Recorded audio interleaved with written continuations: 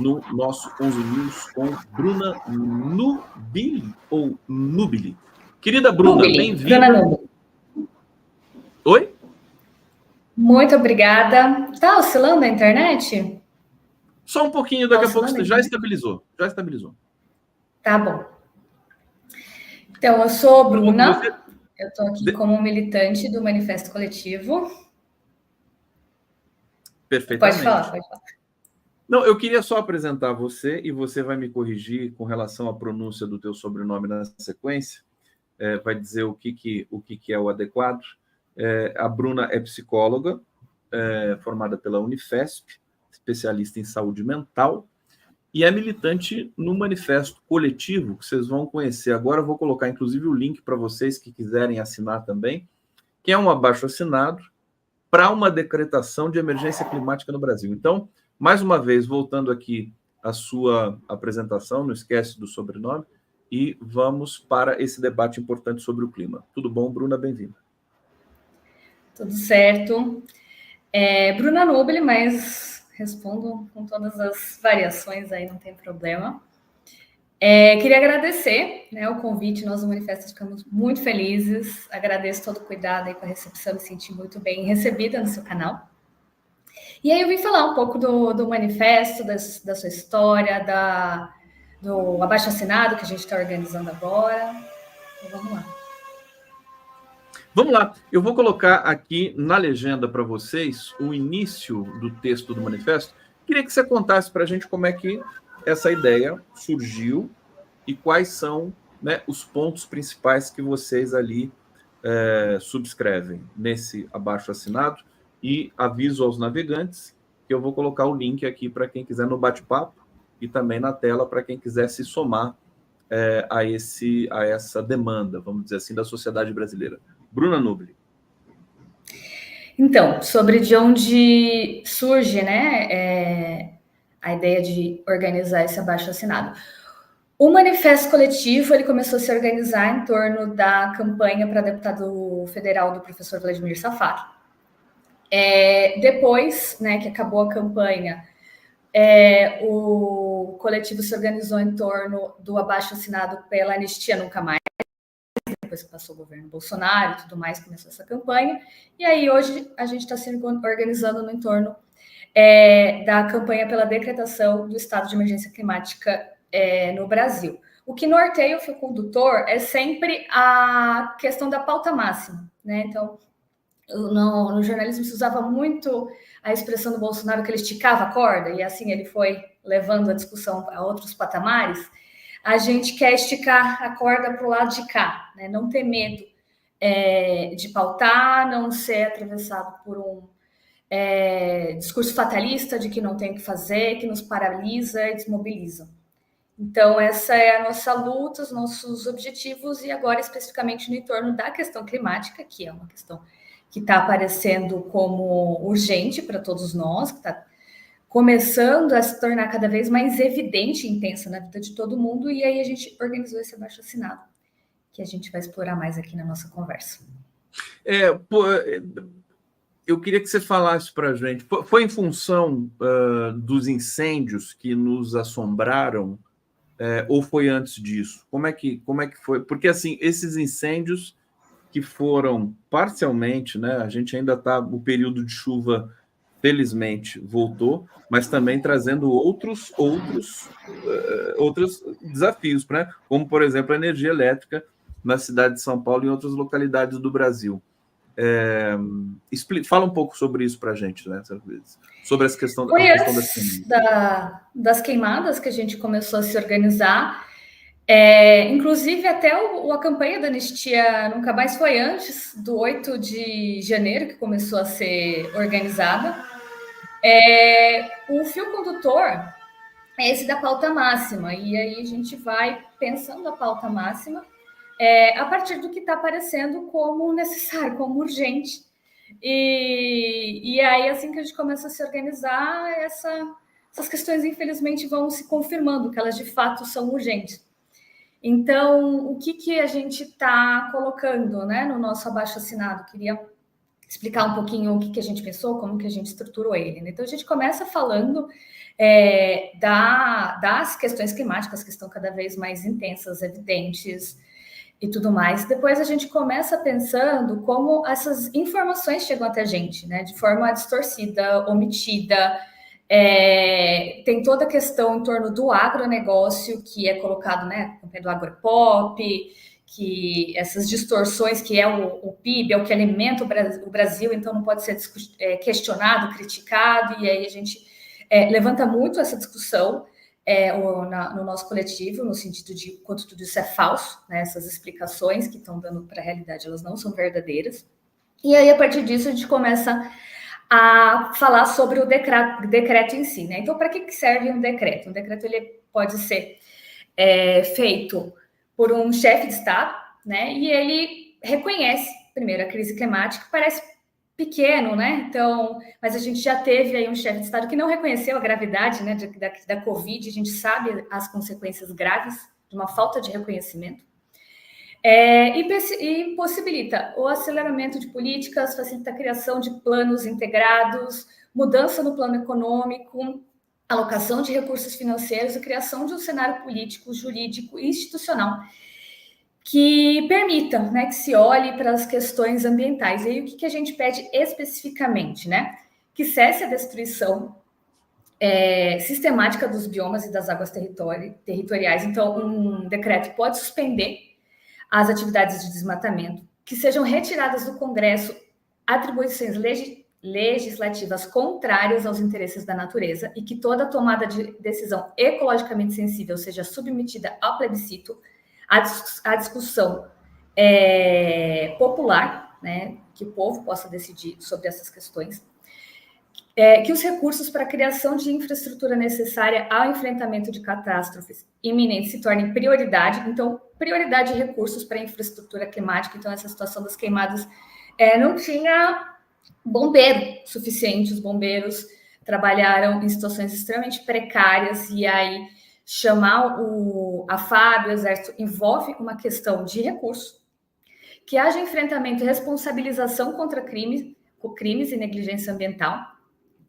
Então, endurecer penalidade, que as opções econômicas preferenciais representadas pelo agronegócio, pelo extrativismo de grande indústria sejam rejeitadas. Então, toda essa questão de desoneração de imposto, toda a facilidade que o agronegócio tem, em detrimento da agricultura familiar, e também precisa de reflorestamento, precisa de semente, né? E a semente, deixa eu só fazer, assim, você está explicando aqui, o manifesto, o pessoal já está assinando aqui também, a comunidade está assistindo, eu coloquei no bate-papo, tá, gente? Está aqui, change.org, pela decretação do estado de emergência climática no Brasil.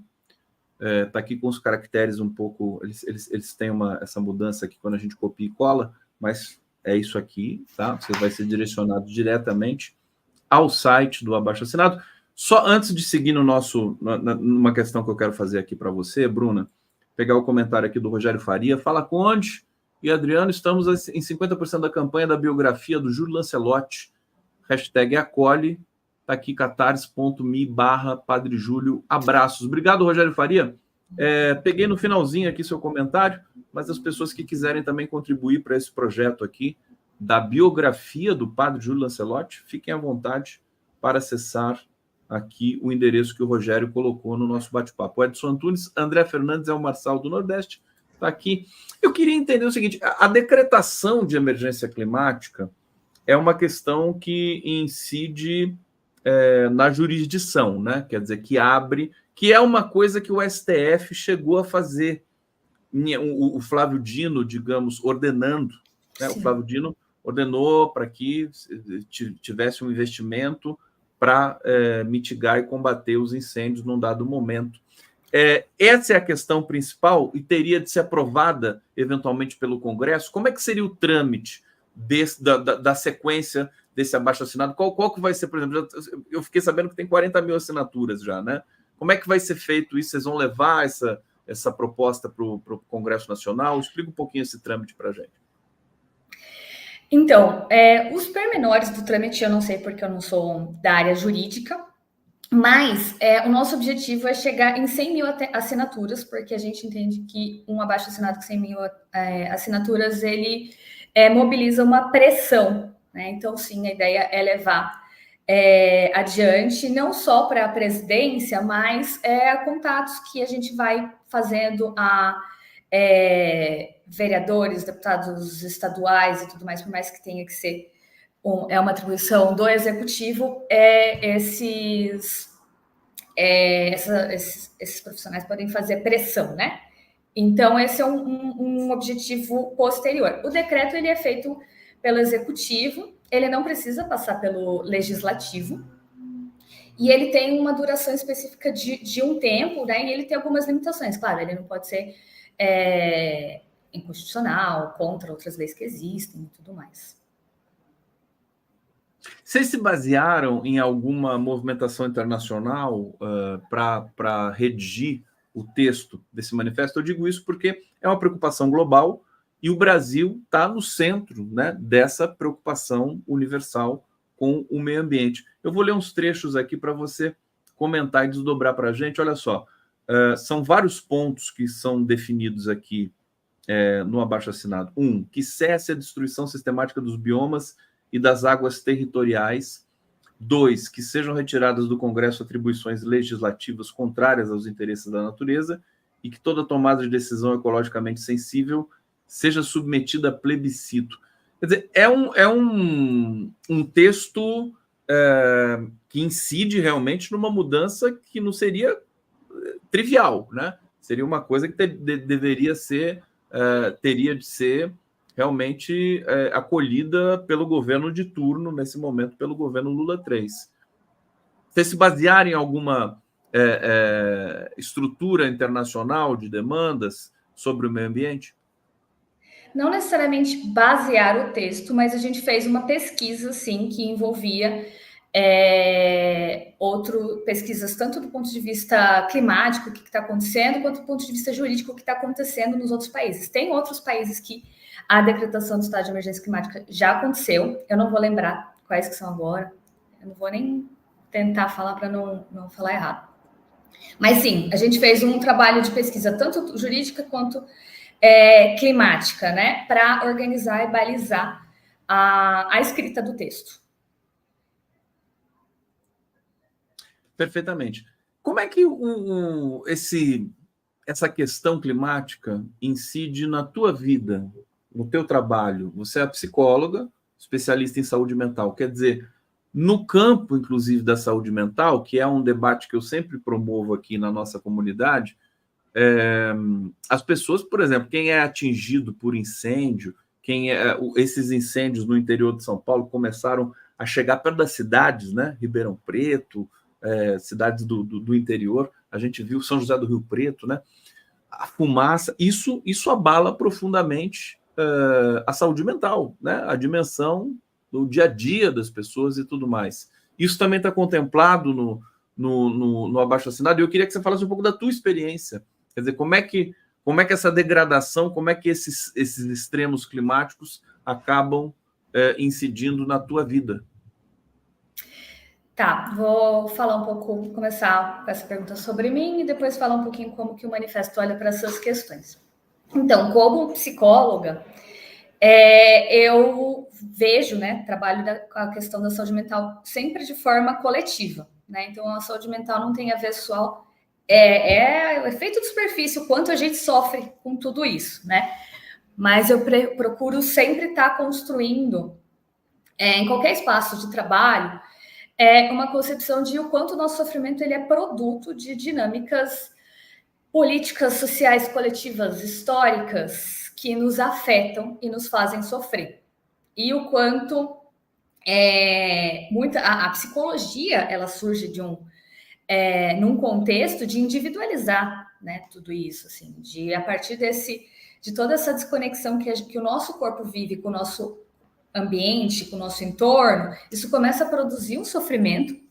E aí a psicologia ela surge um pouco às vezes para tapar o sol com a peneira, sabe? E aí hoje, né, tem um pouco desse discurso muito individualizante que às vezes chega ali no coach de que você tem que se esforçar, que você tem que se cuidar, fazer terapia, fazer academia, fazer um monte de coisa para oferecer uma saúde que, dessa perspectiva muito individual, fica enlouquecedor, né? Então, eu costumo abordar a questão da saúde mental sempre de forma coletiva, e hoje as questões climáticas, a Covid também apareceu muito, agora falando de atendimento, né? Muito, assim, a época da Covid, quase todos os atendimentos eram como Deixa eu até fazer, ansiosas. isso é muito interessante para a gente, porque o individualismo meio que também é uma espécie de praga que tomou conta da sociedade, né? Então, você, para fazer uma política consequente na área da saúde, numa prevenção, uma pandemia como a Covid, as pessoas precisam ter noção de coletividade. E no meio ambiente a mesmíssima coisa, inclusive mais presente. Quer dizer, as pessoas perderam esse elan, né, com o planeta e consigo próprias, né? Você vê muito isso no seu trabalho? Com certeza você vê. Eu queria que você falasse um pouco mais sobre isso. Quer dizer, isso é muito importante. Sim. Isso é uma coisa uma discussão que eu sempre procuro debater, né? Que é esse jeito de enxergar a vida. Até quando a gente estava falando ali de como as informações são apresentadas para a gente, claro, de como que a gente é ensinado a viver como a imprensa opera, né? Imprensa. Eu tinha um professor que falava que a gente aprende a amar na novela das 8. Era uma piadinha que eu acho ela bem interessante, como que a gente aprende tudo. A ver o mundo, a explicar o que acontece, a ver os nossos problemas cotidianos, e a gente aprende que essa forma ela é total, né? A gente vive hoje no mundo que a colonização, esse jeito de viver que nasceu lá na Europa e tudo mais, se expandiu através da colonização para o mundo todo, e a gente acha que a vida é isso, é natural, não existe. E aí os povos originários, quilombolas, a gente é ensinado a ver eles como coisas isoladas, não só isoladas de pouco contato, mas isoladas em termos de quantidade, que logo acaba, né? Logo eles vão ascender à evolução, né? Esse conceito de civilização, de humanidade. Então, a questão climática, ela é uma questão que coloca para a gente, inclusive que a gente é um ser especial com relação à natureza, aos outros animais, e por isso estamos autorizados a intervir em tudo em prol das nossas necessidades. A crise climática, ela coloca para a gente que a gente não precisa só mudar o nosso jeito de produzir, de consumir, de viver, mas o nosso jeito de se relacionar com os outros, consigo mesmo, de enxergar a vida. Ela pede uma mudança, sim. Não só o modo de produção, mas o modo de vida, né? Que eles estão juntinhos, né? Então, quando a gente fala ali de monocultura, a gente está falando de uma cultura única que se impõe no mundo e um jeito único de produzir que a terra não sustenta. Perfeitamente. Eu estou vendo aqui, eu estou começando a ficar mais empolgado aqui com essa decretação de estado de emergência. Eu acho que é uma discussão, querida Bruna, é uma discussão que precisa ser muito potencializada. Agora, mais uma vez, colocando na tela aqui o endereço do abaixo-assinado para vocês. Todo mundo que está aparecendo aqui no bate-papo está assinando, viu? Tomara que cresça bastante, né, aqui durante o nosso programa, e peço para vocês divulgarem isso. O manifesto é muito delicado, muito bonito. E aqui os signatários, né? Vou dizer alguns para vocês aqui. Eu estou aqui com a lista de apoiadores. Aldo Fornazieri, que é o nosso colunista aqui, colaborador, está toda sexta-feira com a gente aqui. Bruno Torturra, Antônio Grassi, deixa eu ver aqui, a Luciana Gatti, que está aqui. O meu querido amigo Luiz Marx, que é um debatedor absolutamente importante na cena da questão climática no Brasil, e ele que tem uma crítica muito forte com relação ao agronegócio. Ele diz que o agronegócio é o maior inimigo do clima e da economia brasileira, se você quiser uma economia que seja virtuosa, né? E aqui eu vou pegar, a gente está chegando no final do papo, Bruna, os compromissos, né, que estão aqui no abaixo-assinado. Expor as inconsistências das soluções reformistas e conciliadoras. Olha aqui, interessante isso aqui. Adorei o tom do texto, né? Que se especializam em gerir crises e adiar mudanças efetivas. Muito forte. Criar a pressão política para discussão realista e consciente a respeito de uma pauta radicalmente transformadora. O recado é assim, ou é agora, ou a gente está ferrado, né? Bruna? Com certeza. E uma posição que se contrapõe muito a esse discurso fatalista, né? De que é possível, sim, a gente imaginar outros futuros, outros presentes, né? Que esse futuro tem muito a ver com o nosso presente. Se a gente for pensar 100 anos atrás, nossos avós nunca imaginariam um mundo desse, e tinha alguém imaginando. Tem gente imaginando aí seus futuros de ir para Marte, espero que dê certo, que vá, né? Então a gente tem que imaginar um futuro que esteja de acordo com os nossos interesses, com as nossas necessidades, e é isso que o manifesto está se colocando para pensar junto. Olha, o manifesto tá muito bonito.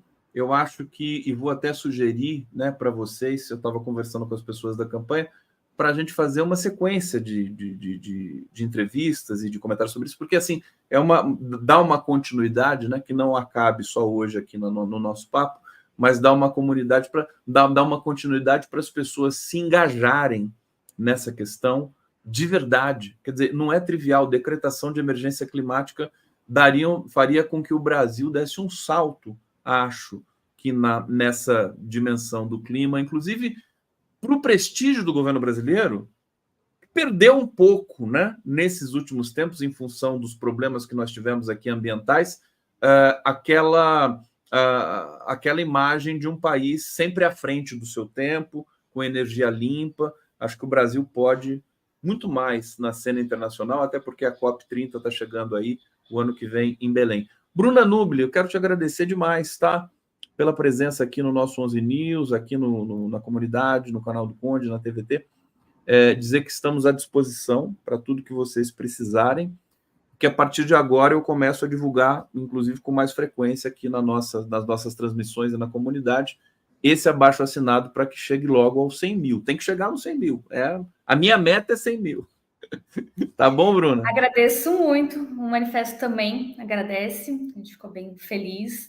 Então, pessoal, assinem. Tem um endereço que é bem rapidinho, change.org/urgência climática, que é uma via mais rápida. E Perfeito. O nosso Instagram, manifesto.coletivo, a gente está com um trabalho de divulgação científica, tem vários grupos de trabalho fazendo coisas muito legais, então sigam a gente lá também. E é uma maneira também das pessoas se encontrarem, né? As pessoas que querem um país melhor. Sim, inclusive tem chamados de tempos em tempos para as reuniões do coletivo, para quem se interessar em militar, tá junto também. Lá no Instagram tem essas divulgações. Bruna Nubli, adorei o fundo do seu cenário aí, com todas essas Obrigada. imagens. Tá super bonito. Eu reparo muito nisso, é que os convidados vêm aqui, e agora eu queria dizer isso para você, agradecer a todos que acompanharam aqui o 11 News, essa edição de hoje especial. Voltamos amanhã, sempre, pontualmente, às 11 horas. Bruna Nubli, obrigado e até lá. Obrigada. Valeu, gente. Tchau, tchau.